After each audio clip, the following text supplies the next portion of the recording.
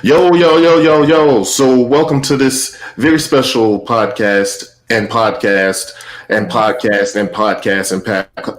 We've created a matrix of all these incredible podcasts today and live streams today. And right now, I have Ron created a matrix of all these incredible podcasts. Now, anybody that's playing in the background, pause that. There you go. And so, yeah, this is first, I should say, welcome to Beat People Podcast, episode 66, which is also the kickoff of the inaugural Synth Society Summit, annual first number one. So it's good to be here with everybody. And actually, this is a sort of special thing. D Still and Ken may be joining here shortly, so don't be surprised if they pop in on us. But I want to say a couple things. First, welcome for the first time to Ron of SleepyCircuits. Thank you. Hey, Ron. Thanks for having me. Ron. Yeah, we're going to talk about his modules and stuff. And then I got, obviously, Travarsi, and I got Sean, and they're on that side. Yo, what's going on? And then I don't know how many of you all remember the very first episode, and probably for the first year there, Upright was a regular panel member on the Beat People podcast. It's good to have you back, bro. Yo, thanks. Yeah, good to be back. Good to be back for sure. Yeah, no doubt. And we got Ken, and we all know who Ken is. Ken Flux Pierce. Welcome back to the show, my man. I'm doing finger points today. Yeah, there we go.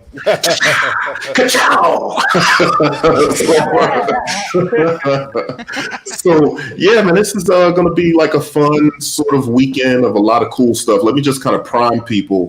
What we decided to do with the SoCal Synth Society, Travarsi, I said, yo, Travarsi, we were all planning on going to Super Booth, and we're not because the world is upside down right now.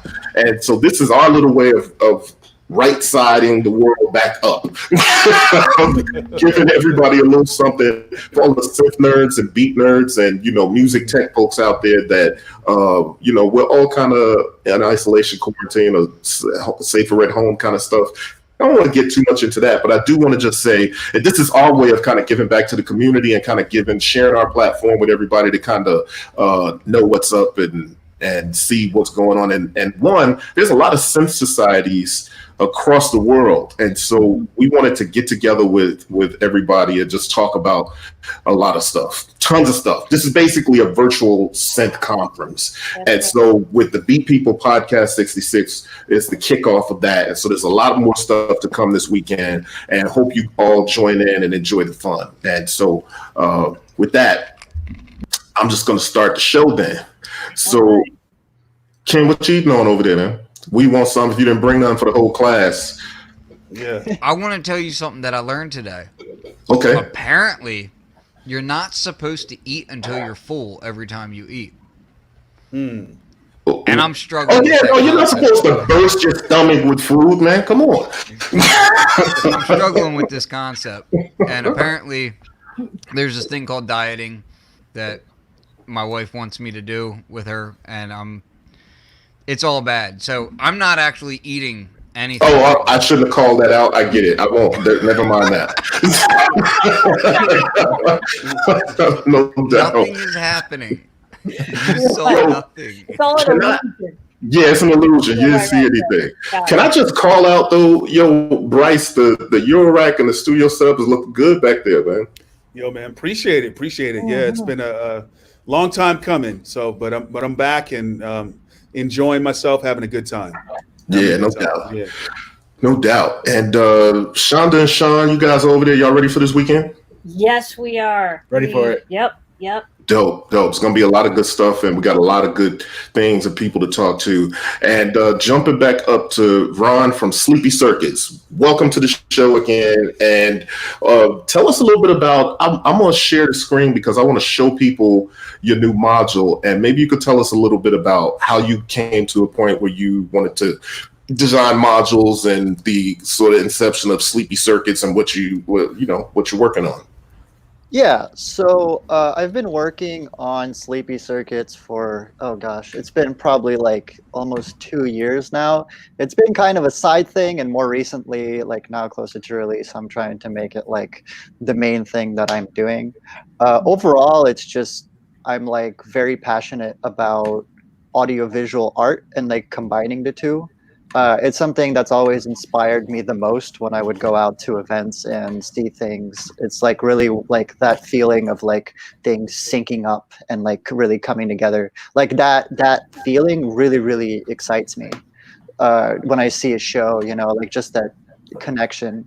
And it really started, you know, I'm a computer scientist by like schooling, so I'm a programmer. And I wanted to experiment with video card code and what it's like. So on more the nerdy side, you know, like I wanted to experiment with like programming specifically for video cards. And like I realized that that would allow me to actually create something and like really small and really powerful, because I was definitely not at a point in my life back when I was in college to be able to afford like a multi-$1,000 video synth. And so, you know, like I'm just the kind of guy who's going to be like, I'm gonna make my own, you know. So Yeah. like, yeah, I wanted my video card under voltage control essentially. So it's like that's what I wanted to do, and it's been a long time coming, and now it's really coming together, and it, you know, it feels good. It feels good to be able to actually like give these to people. It's like people get it now. It's great. Yeah. So is so your company is SleepyCircuits? Is that more like a one-man operation, or you collaborate and work with other folks, or how's that work out? So yeah, SleepyCircuits. I'm doing, of course, my own modules. I also do some modules for right now primarily one client. So I do some stuff on contract to like stay afloat, but I'm hoping to make it mostly my own modules in the future. It's mostly me, but I also contract out certain little things. But for the most part, like it's just all me right now. It's kind of a strange thing, and it's always. And that's good. I mean, that's. But this is the in the Eurorack market and sort of this boutique sense, sort of, you know, culture that we're in. That's kind of typical. So I mean, I admire it. I commend you for it, because it takes a lot of work to get these things done. Quite frankly. Yeah. So, and your module is called the Hypno. It's a voltage controlled digital video system. Tell us a little bit about that for the ones of us that, you know, I can't say that I'm super familiar with. I do know that there are Eurorack modules and entire video systems that can be synced up with audio, and there's a visual display. But tell us a little more about that idea behind this video system sort of deal. Man, can I jump in here real quick and say that module looks dope? It looks Thank you. It's a pretty module, isn't it? Yeah, it looks really dope. Yeah. Thank you. I appreciate that. Yeah, that's great. Yeah, so there's a couple of things, I guess, just like you're asking kind of like the landscape and like what's out there. So LZX, if you guys are familiar with LZX, has been doing like video synthesis for a while. They're primarily in the analog domain. That's where you kind of send waves at your TV and see what comes out on their like old school like CRT tubes. The digital video synthesis is mostly software and things like this, so things in the computer. At the time where I started this project, there was actually very, very few things where it's like a digital video system that's actually within a piece of hardware. So the issue, I mean, I love video synths. I really like, I think it's like a different world really, like with analog and digital, because you kind of just get different results. But it's just the realities of developing this stuff in the analog realm is that the hardware becomes very expensive. So like really my Hypno was like a product and just a cool object that I want Hypno to be something that somebody looking at video synthesis can look at and be like, all right, I can play shows with that. Like, or all right, like this is all I need to be able to like improvise some visuals to some music that my friend is playing or my own band, because it's a little difficult. Like the barrier, the informational barrier to entry into doing video art is kind of a lot. Like there's like capture cards, video cards, like or analog modules for video actually, like oftentimes, well, not only is it a different voltage range, it's like for analog video, it's 0 to 1 volt. it's 0 to 1 volt. It's just only 1 volt voltage range, as opposed to the usual -5 to 5 volt in Eurorack. It's also like the power requirements are way more stringent, because every time you have like a little some noise coming in, you get a glitch on the screen. So you have to like make sure all your power supplies are very clean. So you actually have to end up paying more for power supplies. So the nice thing about doing like kind of digital is like I can kind of go past that, like, and use all those modern like digital techniques and all these little, phone microprocessors that are becoming cheaper and cheaper, and just, have this little thing that I can just plug in with USB and just like get going. And that's what I feel like is the key to the module that you have. One, it's less expensive than other modules that I've seen. It's one of the more handsome modules of all modules. and it's not a huge system. We know somebody that got into video synthesis and left other synthesis alone totally. Oh, Winston. Yeah. Oh yeah, Winston. Winston. We chat a lot. Yeah, Winston's a good friend of mine, and he kind of he went off the deep end, as it were, as far as just he went full hardcore nerd on it, and just he's gone. He's gone. He's gone. Well, Ron, I remember when I first met you and I was playing Triptronic Research, and it was like, you're like, let me just pull this into your clock for the visual. I'm like, okay. Yeah. And then I see you come over with this little box that you had your Hypno in, and I was like, you're doing all that with that? And then like I was like, I have to have that, like, because it is like, when I was at NobCon and I saw that table full of amazing gear where people were doing all these visuals and like the setups, there were like thousands and thousands of dollars, and it's like, on top of the rabbit hole of being a Eurorack fanatic for just audio, I was like, I can't even imagine going in that direction, like you said, your friend Winston. But this, having something like this where I could just put next to another module in my case, I was like, that's when I hit you up. I was like, I have to have this thing. Wow, that's dope. That's dope, Shonda. So let me ask you this. So like, as a layman, like somebody that has no idea how any of this works, so if you buy your module, how would that interface to just basically add video to what I'm doing with my modular? So the great thing about Hypno is you literally just drop it in and it's all the same voltage ranges as like the rest of your modular system. So all of these, if you see like CV jacks, will work just fine. So these all, if you see the lines, connect them. These all control the knobs like right on the panel. So when you move the knobs, you can just throw in a voltage. So a common question that I get is like, is it audio reactive? Can I just plug audio into it? Which ends up being kind of more like a complicated question, because like you kind of really get to choose how audio reactive it is. Because it's like one of the things that excited me. Well, yeah, I really like, you really can just drop this into your rack and you become an AV system.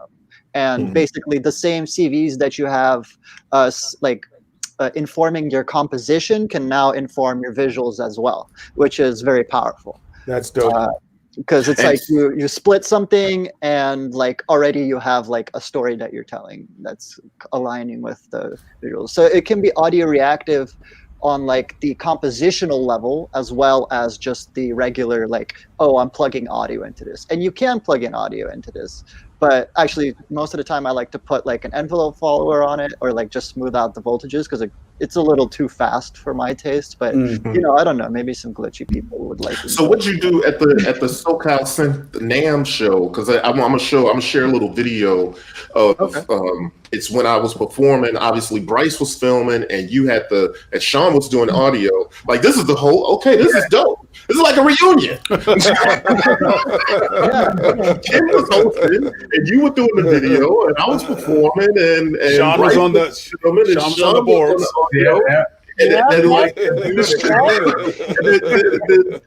Travarsy performed and was hosting and doing just about everything. And don't forget we had Ken there talking shit, doing some MCing. There you go. That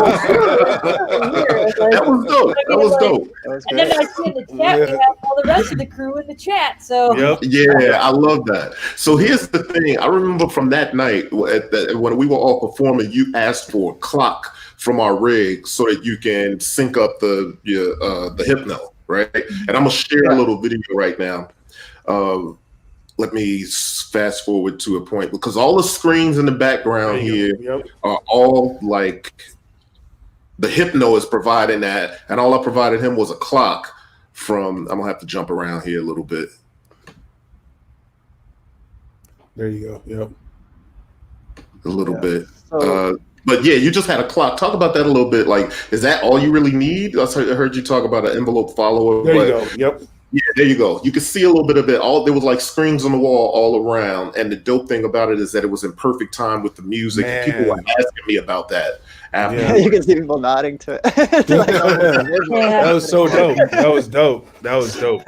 Thanks. Yeah, so like I grab a clock, just one, and then I have like my Batumi or like stages, like multiplying and dividing. I find that like I'm not just taking a lot of clocks from people just because I don't want like that setup time to be like too hectic. It's already like a hectic time for everyone, and like me sneaking in, usually people are like, "Oh, what are you doing here?" Like handing them a wire.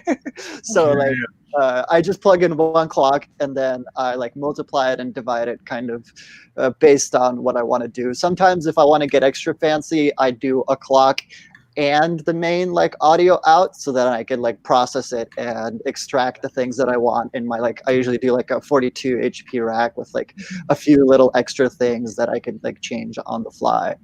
But yeah, it's just that. And Hypno has a lot of internal modulation as well. So I have a question about the modulation stuff with that.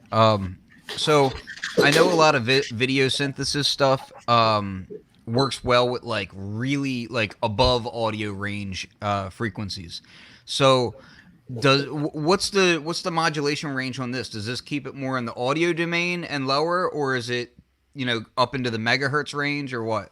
So the reason analog video synths generally require really, really fast modulation is because what it does is it kind of like scans across the screen really fast. So in order to get like a line on the screen, you basically need to have like a sine wave repeating on every single line of the screen. If you can imagine that, if you have like 640 by 480, like that's like 480 lines. So like that is a really fast signal. So for Hypno, it actually generates the visual all at once. So you don't need extra actually it's beneficial to have extra slow modulations in my opinion for stuff like this. And that's the reason I put the internal modulations in, because I can make those extra slow modulations actually even smoother than like any type of hardware input that I could get, because the ADC would step for the conversion. So. Yeah, exactly. So like that's why the internal modulation was like really good for like really slow movements. And are you able to like so obviously because it's digital and you have these kind of almost presets in it, right? As far as how you're doing things, are you able to rewrite and do your own in there and update it and that sort of thing? In terms of the presets, there's no like computer interface for it yet, but you can do presets. So on the interface, if you see my Hypno right now, what you're seeing up there is actually a preset. If you hit two of the buttons and you hold them and you hit the third button, you can actually recall a preset. So I can go back to, see, I'm holding the two bottom ones and then hitting the top one. See, I'm kind of back to the other one. It's going kind of fast though, so maybe I could like slow it down. There you go. So there is kind of like a little preset in here. And in order to save a preset, you can kind of, okay, so I can like change this one up. Let's say I have like a different color, and then I can hold two buttons and then hold the third one, and then you see a little animation play. Turns green. That means it's saved. That means when I go to, I'll recall another preset, and then now I can go back to that slot. So the third button you hit is the slot you're either saving or recalling. So there's kind of 3 presets, one for every button. Okay. Yeah. So like 3 positions on every button. Nice. Yeah. I can go over the interface if you would like. As well. That'd be a great idea. Actually, do that. So this is the Hypno. Let me just go to like, I have one of my presets is just a basic patch right now. So this is the Hypno. It's got 2 sides. It's got kind of A and B. I call those shape A and B. So you can see 2 lines on screen. You see it's kind of green and blue. Here, let me turn this down because the camera's weird. The colors might be a little weird, by the way, just because it's like going through another camera. But you got 2 shapes, and you've got the sliders are the frequencies of those shapes. So if I turn one down, it's just going to disappear completely. So on the left, I have the frequency, I have rotation for that shape, and then I have like the polarization for that shape. So it makes it more circular. And then this button right here is, if you hit it, you have a bunch of different shapes that you could play with. So this is the same as the case on the other side. So I can bring in the other sort of oscillator or shape. Also rotation, polarization, and then you could change the shape. Man, that's dope. It looked like it dropped out for a sec. Okay, so yeah, you have these 2 shapes, and the controls in the middle are the kind of master controls for the Hypno. So these control the whole frame. The bottom one is a hue offset. So Oh man, did we lose him? Yeah, it looks like we did. I feel like the video synthesis destroyed his beat. He modulated himself out of place. Okay, there we go. I dropped out. Hello, sorry. Okay, there you are. I have no idea what happened there. It just tells me something went wrong, and like and just kicked you out. yeah, no, really. I just hit refresh and it was just working again. It's very strange. All good. Anyway, that knob is the root hue knob. It'll change both of the colors at the same time, so it instantly changes the like master hue, and then the two colors, there's like offsets for that hue. And I could show you later how to dial in actually a palette and then kind of move her around with this knob. And the center one is the master gain. So this knob, you can either do positive gain or negative gain. If you see like this is positive, and then the other one is kind of like the flip side of that shape. Yep. And so you can see how it kind of starts to bloom a little bit. That's because it starts feeding back into the frame when you go past a quarter way on this knob in either direction. So there's a whole feedback system in here as well, which is a very common technique in analog synthesis. And this knob, this button in the middle, there's actually a few feedback modes here that are all very different. And then there's a lot more UI that's a little more complicated, because when you hold one of these buttons, you actually go into an alternate page of controls and then these sides, if you hold it, it kind of turns white, and you have a page of controls that control like the internal modulation. So here, I'll just show it.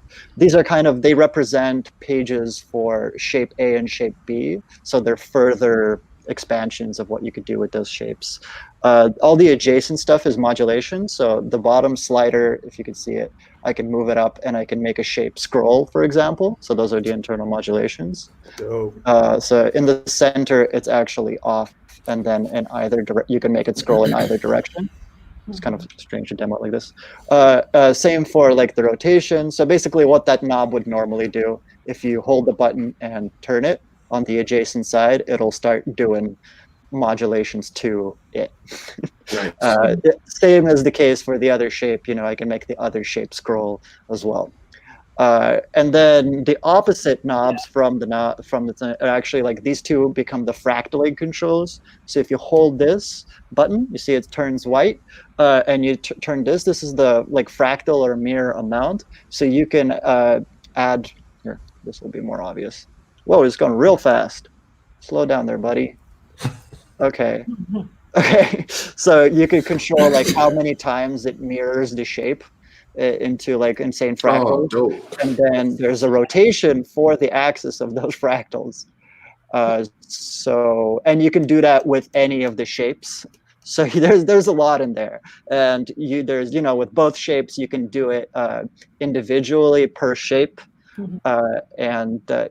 The center controls become the hue and saturation offset for that shape. So if you have two colors, let's see, you can offset one of the colors, so you can kind of dial in a palette that you like, and then here, it's a little weird with the screen. You see now both of them are kind of greenish, and then once you have a palette dialed in that you like, you can actually don't hold the button anymore, hit the hue knob, and it'll change the master hue, so it'll offset that whole palette across.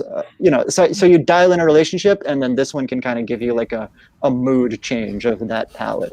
So it can also like be completely desaturated in black and white as well. So that's kind of how you go deeper into the colors.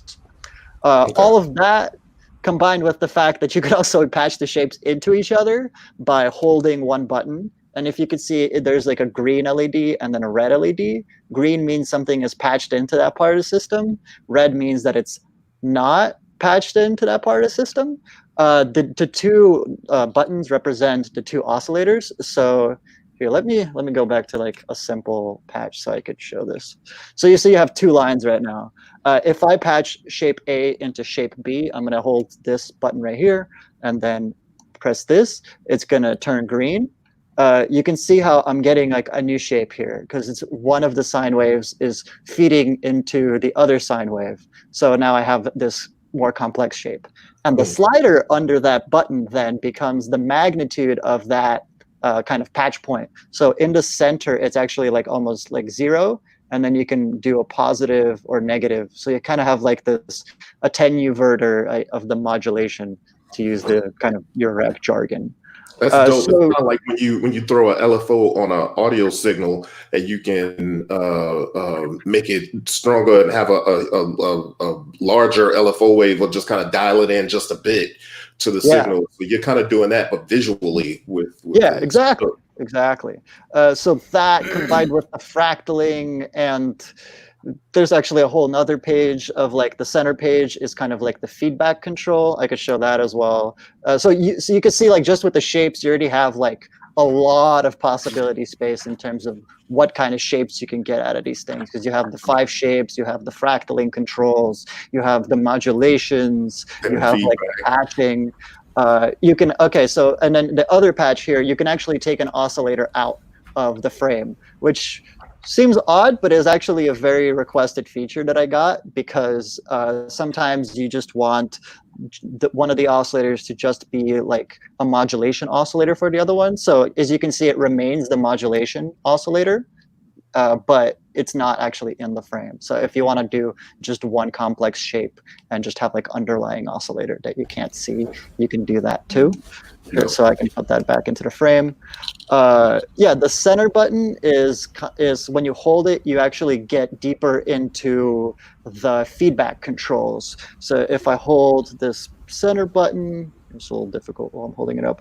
You can see now it's like feeding back. It's kind of leaving trails. Let me see if I can patch something in that's like very obvious here. Okay. So you see how it kind of leaves a trail behind it? So if I hold the center button, like all of these controls kind of become the controls for how the feedback frame works. So if I hold this and use the center button, this is actually the zoom. So you could see how the feedback can go like inward, you're kind of like flying into it, or like you're like flying the other way. That's dope. Oh, that's dope. So you get some pretty sweet like 3D effects out of that. Yeah, I have a quick question about. Please. So obviously everything is generated within the module, right? All the visuals. I was kind of thinking, just like, how difficult would it be to implement like outside video, like maybe just raw like MPEG video, and add that in and manipulate have it mapped that onto it or whatever. Yeah, like SD card or something. How difficult would it be to add like a MPEG video? Yeah, it's not impossible. Let's just say I'm working on it. It's like for this product, it was not within the scope of like I wanted to get something out there where people would be like, all right, I get it. Like synthesis was really a little bit more straightforward for this product, but let's just say it's like number 1 or 2 question that I get. Gotcha. So Gotcha. it's definitely something to do that specifically is coming. Gotcha. Because Gotcha. it's gonna, if I'm gonna make something like that, I would not make it in this interface. Like this is deceptively deep as it is. I mean, like, you're showing all these alternate modes and all. The only thing about that concerns me, which it's a double-edged sword, is of course remembering all these shift functions, basically. Yeah. But it's crazy how deep it goes. I wasn't expecting it to be that deep just by looking at the front panel. Yeah, it's. I mean, I tried to lay it out logically. I mean, people say that once you start working with it, it's not too bad. I mean, I guess that depends on the person, though, so that's not something that I can claim. I hope to make it as easy as possible. I'm going to be releasing like these little like 1-minute quick videos like for Instagram over the like next week. So that should be a nice reference. I'm also, and I mean, there's a whole manual. There's a quick start guide. By the way. Oh, that's actually my. Oh yeah, it is my Instagram. Okay, good. Yeah. I changed it. I do have a quick question about the interfacing. So obviously we talked about how it has Eurorack interfacing and audio inputs and that sort of thing that you can do to it. But I also noticed, I was looking at the website, and it says that you can interface with MIDI as well. Yes. Can you talk a little bit about how the MIDI interfacing works with it? Yeah, I don't have it set up to do MIDI right now, but if you see this USB on the front, that USB port is very powerful. You can actually, if you get one of these cheap converters online, I don't want to sell them because it's like, what, you know, I don't want to like have to upcharge on that. That's kind of silly. You know, you plug in one of these, and usually then now I have like a standard USB A port. So I use this a lot with my OPZ channel 16. There's a little chart on the manual of like what everything does. So if you're like, Ron, you put too many button combos into this interface, like, you know, you can just attach some sliders into it and just map out the sliders to whatever you want. Yeah. And it's awesome. So if you have an Electron or an OPZ, something like that, where it's like you have the sequencer going for music, and you can also have that same sequencer. Map something like this to it. Oh yeah, absolutely. You could like take that thing and map like channel 16 to like the numbers, or it's just a little chart, and you can just map your favorite functions if you want. So yeah, it is great because it's then when you have like a whole sequencer going, it's like you can change patterns, and then like your whole visual, like you can really dial it in, like, and change like, okay, I'm gonna have it like this very specific visual for this part of the track, and like you can pre-program like there's like really intense AV things. I haven't gotten around to like creating the whole performance like that, but it's like it's a really cool way to work. Because especially now you have so many things that you could do presets across CV and across MIDI. You could literally launch a preset for a different song or different section of the song, and then go back if you wanted to with like that kind of MIDI capability. It's crazy. It's really dope. Yeah, with MIDI, it's actually even a little bit easier than CV because it's like I'm not limited to how much space there is on the physical panel. You know, you can just MIDI and whatever. That's pretty dope. Yeah. So in my ignorance, I just want to address this real quick. Can we talk about how he's holding a single module in one hand in a case? Like, can we? Is there actually, I do want to talk about the case. So the case is a little add-on that I kind of came up with. Well, first of all, for myself, you know, so I'll pick up another module, so it's a little easier to show. The side has an HDMI and a micro USB port. So this is another USB port. So it can get power from this USB port, this micro USB, or the side micro USB. So you don't need a Eurorack power supply to use this. So this kind of works standalone just fine. And it's, you know, it's a nice compact little guy. You know, I just kind of. Did you 3D print the case, or that's something that's included with it? So there's actually like a little drop down. It's a 3D printed case. I'm just kind of making them. Yeah, there you go. You got the graphic up. So it's a little add-on that I'm doing. I'm just kind of producing them in-house. I have a 3D printer actually behind this TV.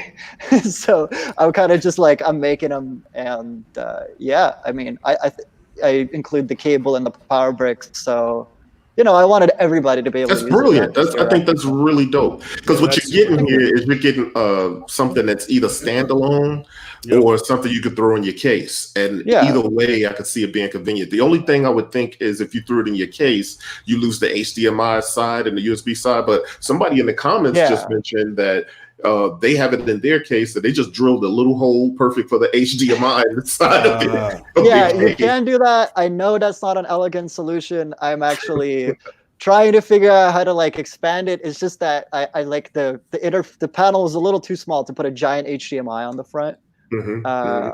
So I don't mind that. I mean, the fact that you provide a case that makes it easy to have to kind of use that as a standalone unit. I mean, it's no bigger than a guitar pedal.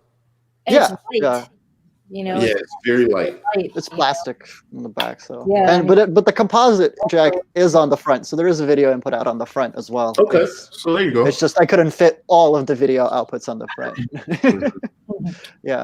Oh, another thing that the USB port is great for. So not only does it's like a host, it's also a device, which means that you can actually plug this in directly to your computer and it will stream video to your computer. I actually have a tutorial up online now. So something like OBS Studio, which is a free piece of software, you can just hit record on it, which is awesome because it's like, if you know anything about like analog video stuff, it's like you have to get a capture card, and then most of those capture cards are kind of crap. I actually have a few capture cards that I don't use because I don't like I don't like the way they look, because it's and they're all like super expensive. So you can actually like plug this into your computer and just record, and like I do, post every day, post a visual every day on my account. Amazing. No, you could do that with that is dope. Yeah, I wanted to share when we were advancing the details for the SoCal NAMM party, and I was told that you were doing visuals, and you were like, oh, I need an HDMI cable. I thought you were going to show up like we were advancing all the details. I was like, all right, he needs a large space to set up all his like a laptop and like whatever he's going to need, and then you show up with this. Oh man, even for like engineers in front of house people or anybody at the club, like if you just have I gotta do it's a really cool way to visuals. It's amazing. Dope. And I think that's a good point to make, Sean, because and I even told you, Ron, when I saw that, I was like, when I think of video synthesis, I think these huge systems and a Eurorack the size of your Eurorack, you know what I mean? And then spending triple the amount of money on one thing, and it seems like, and then there's all these things. I felt like that there's stuff to learn and figure out this whole new thing. After we've all kind of got on this journey of Eurorack, I'm like, oh, another thing to learn, and more stuff to haul to a show. But then to see this, that makes it totally, totally different. I mean, and the amount of power just to take an output and throw it into whatever system. And I'm gonna tell you, that room that we were in at NAMM, there were 50-inch screens around the entire circumference. No joke. That's a pretty sweet setup. It was incredible, right? And this little module. Bars. Yeah, sports bar. It was just kind of dope to see that all that power coming from the palm of your hand with this little device. With the design, it was a bit of a balancing act, because it's like I want to be able to give people something that's like compact and powerful enough that people feel like really confident that they can go deep enough that they can play a whole show. But I also don't want to make it too complicated, because it is meant for new users. So like, this is what I landed on. I hope it's not too complicated. I don't know. I mean, either way, it's like I'm trying to work on like getting all the info out there. Oh, I actually just posted up, like I have a forum now. So if people have questions, I encourage people to go ask questions about that, or just anything like AV. I know it's kind of a weird space, like a lot of questions. I thought maybe like recently there's been a lot of like talk about webcams, of course, with all this like virus business. So like, just like if I can help in any way people like get started or just like figure stuff out, whether it is related to Hypno or not, I'm happy to do it. I just kind of want to build a community and more information around it, because it's something that I love and I want people to be able to participate in. Dope. Well, yeah, I can really appreciate what you've done, man. And I mean, I feel like you've taken this complicated beast of video synthesis and distilled it down into something that's easy to deal with.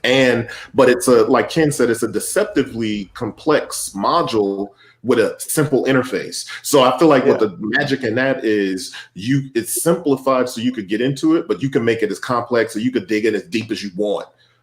Yeah, you know sure. what I mean? Yeah. At that show, I don't know if you remember, there was just the guy who was like, "Can I play?" I'm like, "Go for it!" and he was just like moving all the knobs to the beat and like having an awesome time, and it looked great. And like he was doing stuff that I probably wouldn't have.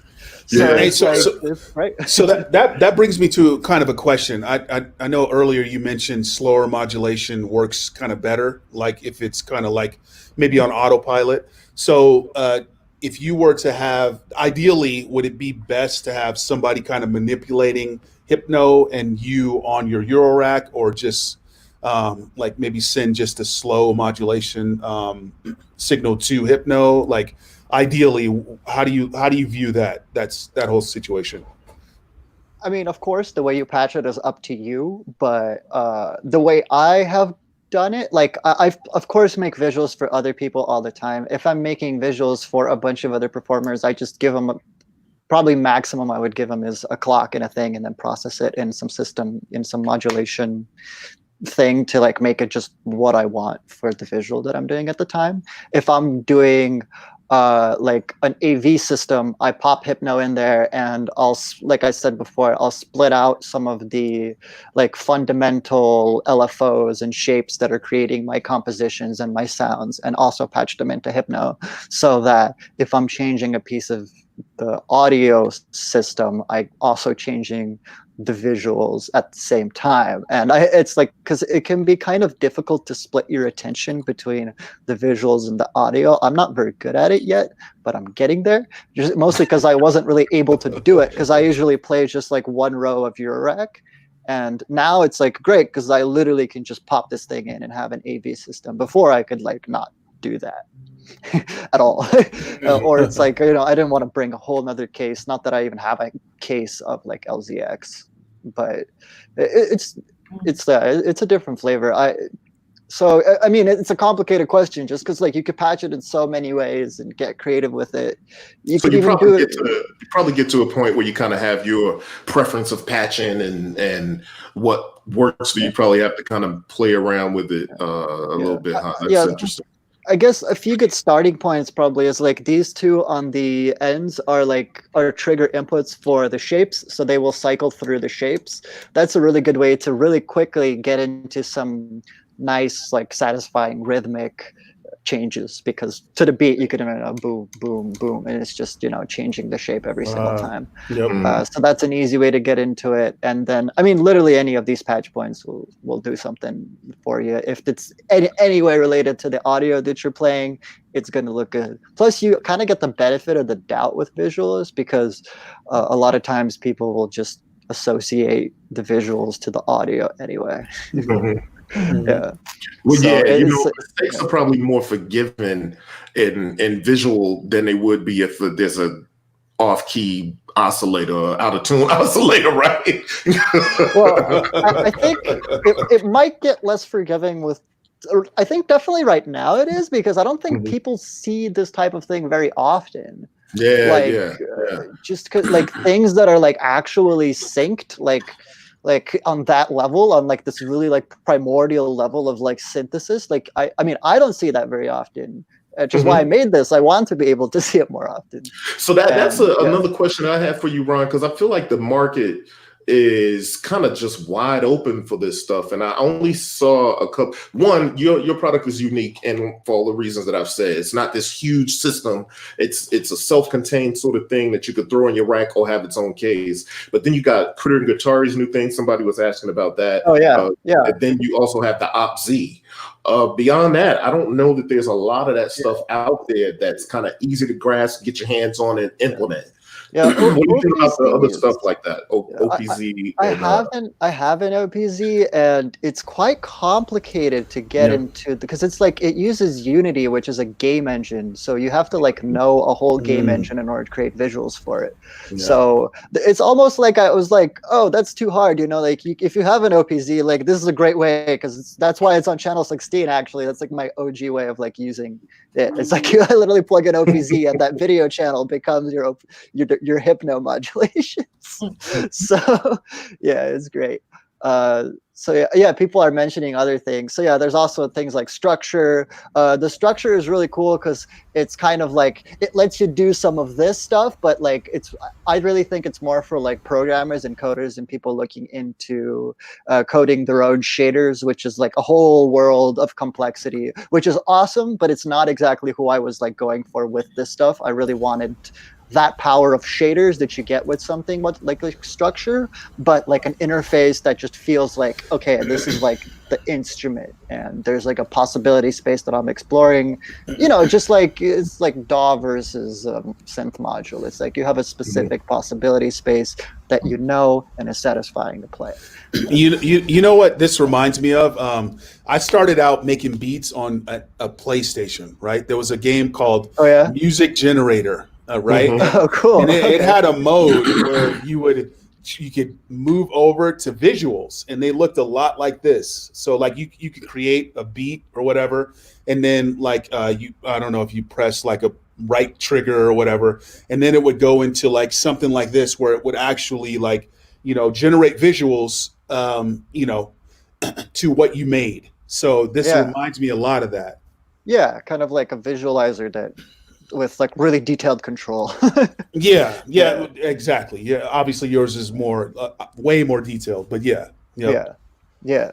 So yeah, I guess what other products are there? Yeah, structure is cool. It's more expensive. It's probably for more of a niche use case. The new Critter and Guitari thing is in some ways, I guess, similar to what I'm doing. I think it's different. I'm not personally, I was never totally happy with, they have their own aesthetic going. So I guess if people like that sort of thing, they can go for that. And that's great. For me personally, I was looking to create a slightly different aesthetic. I was like this, like, I don't know. I kind of see it as kind of like more like overly computer graphics. I also wanted more like 3D-esque things in there. None of this, by the way, is actually 3D. It's like faux 3D because it just feeds back shapes and stuff and makes stuff look like more 3D. I can also like turn it, you know? Yeah.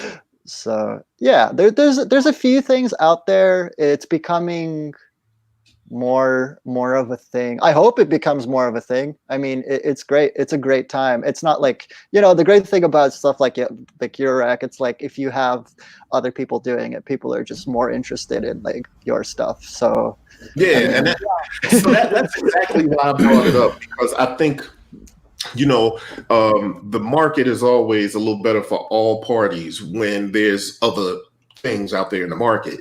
And what I think is dope is that OPZ has its own thing. And like you said, you named the differences, and the Critter and Guitari thing is it's sort of its own thing. And then you've made something that's accessible to those that may be more prone to Eurorack and stuff like that. So yeah, I kind of think they all kind of, that it's like a little market brewing, and I love that. I think that's what's dope about it.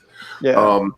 So, and actually we are down to like 5 minutes, and I think we should probably close out unless anybody has anything in closing they want to say.